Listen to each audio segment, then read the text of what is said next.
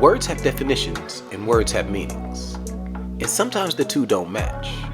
They get tangled. My favorite example to illustrate this point is the word consequences. One day I was taking my oldest daughter Shiloh to school. As we were driving, we discussed something about her grades, talking to her teacher, and its impact on her GPA. We had already had this discussion in great detail earlier in the week. My kids will tell you, as a dad and a PhD, I may try to teach too much. So this was more of a refresher conversation. In the earlier conversation, Shiloh had told me how she wanted to go to college, and I shared with her how I've worked as both a college recruiter and a director of admissions. So I know what she needs in order to be admitted.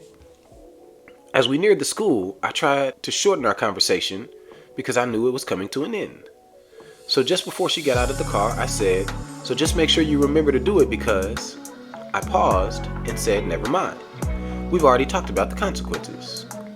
When I made this statement, I was thinking about the consequences of Shiloh getting into college, credits for high school, and things we had talked about earlier in the week. So I was caught off guard when Shiloh suddenly got really defensive and said, "Why do you always do that?" Me, do what? Tell me how I'm going to get in trouble. Me, wait, I didn't say trouble. I said consequences. What I didn't recognize at the time is that I was trying to use the definition of the word consequences while Shiloh was hearing its meaning. According to the Oxford Dictionary, the definition of the word consequences is a result or effect of an action or condition.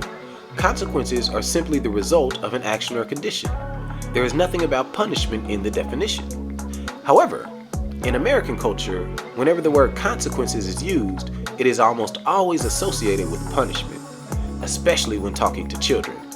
So despite its definition, when people in an American context hear the word consequences, they almost always associate it with punishment. They tend to think the word consequences means punishment. In the American context, the meaning of the word consequences is punishment, even though its definition is about natural results. This is what I mean when I say words have definitions and words have meanings, and sometimes the two don't match. They get tangled.